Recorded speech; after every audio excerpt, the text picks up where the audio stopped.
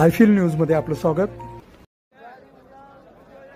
मराठा समाजाच्या आरक्षण मागणीसाठी गेल्या अनेक वर्षांपासून आंदोलन करणारे नेते मनोज जरांगे पाटील यांनी पुन्हा एकदा मुंबईतील आझाद मैदानात आमरण उपोषण सुरू केले आहे। मराठा समाजाला ओबीसी कोट्यातून आरक्षण मिळावे आणि सर्व मराठ्यांना कुणबी प्रमाणपत्र द्यावे या प्रमुख मागण्यांसह त्यांनी हे आंदोलन तीव्र केले आहे। या आंदोलनाला महाराष्ट्राच्या कानाकोपऱ्यातून लाखो समर्थकांचा पाठिंबा मिळत असून आझाद मैदानात भगव्या टोप्या आणि उत्साहपूर्ण नारेबाजीने वातावरण तापले आहे। आज आमच्या बातमीदार पथकाने उपोषणस्थळाला भेट दिली असता तिथे अनेक सामाजिक आणि राजकीय कार्यकर्त्यांची उपस्थिती दिसून आली।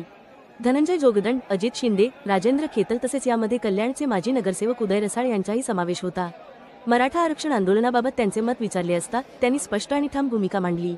रसाळ म्हणाले, मराठा हा शेतकरी समाज आहे। 2-3 दशकांपूर्वी मराठा समाजाने आरक्षणाची मागणी इतक्या तीव्रतेने केली नव्हती, यामागे कारणे होती। त्यावेळी महागाई इतकी नव्हती, शेतकऱ्यांची परिस्थिती तुलनेने बरी होती, पण आता परिस्थिती बदलली आहे। महागाई गगनाला भिडली आहे, शेतकऱ्यांची मुले शिकू लागली आहेत, पण शाळा कॉलेजच्या फी परवडेनाशा झाल्या आहेत।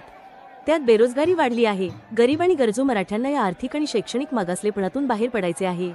त्यांच्यासाठी मनोज जरांगे पाटील यांनी उभा केलेला हा लढा अत्यंत महत्त्वाचा आहे। सरकारने यावर लवकरात लवकर तोडगा काढावा, असेही ते म्हणाले। मराठा आरक्षणाचा ऐतिहासिक संदर्भ लक्षात घेतला पाहिजे।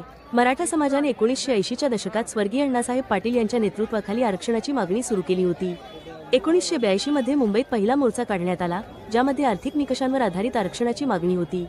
मात्र अण्णासाहेब पाटील यांच्या निधनानंतर ही चळवळ काहीशी मंदावली।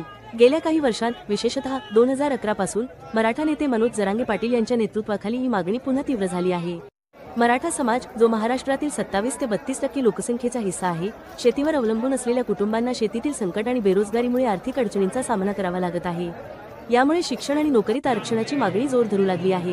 कुणबी ओळख आणि ओबीसी कोट्याचा वाद मराठा समाजातील काही गटांचा दावा आहे की ते मूळ कुणबी असून ओबीसी प्रवर्गात समाविष्ट होण्यास पात्र आहेत। यासाठी त्यांनी सरसकट कुणबी प्रमाणपत्र देण्याची मागणी केली आहे। मात्र याला ओबीसी समाजाकडून तीव्र विरोध होत आहे, कारण यामुळे त्यांच्या कोट्यावर परिणाम होऊ शकतो। याशिवाय काही मराठा गट स्वतःला उच्चवर्णीय मानत असल्याने कुणबी प्रमाणपत्र स्वीकारण्यास तयार नाहीत, ज्यामुळे हा वाद अधिक गुंतागुंतीचा झाला आहे। मराठा समाजाला सन 2018 मध्ये सरकारने 16% आरक्षण दिले होते, परंतु 2021 मध्ये सर्वोच्च न्यायालयाने इंदिरा साहनी निकालाचा हवाला देत ते रद्द केले।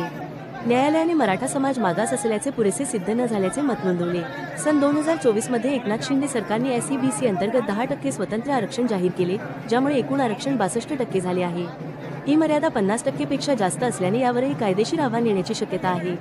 मनोज जरांगे पाटील यांनी 2011 पासून मराठा आरक्षणासाठी आंदोलने सुरू केली असून त्यांनी 30हून अधिक मोर्चे आणि अनेक उपोषणे केली आहेत। ऑगस्ट 29, 2025 पासून सुरू झालेले त्यांचे आझाद मैदानातील उपोषण महाराष्ट्रातील अनेक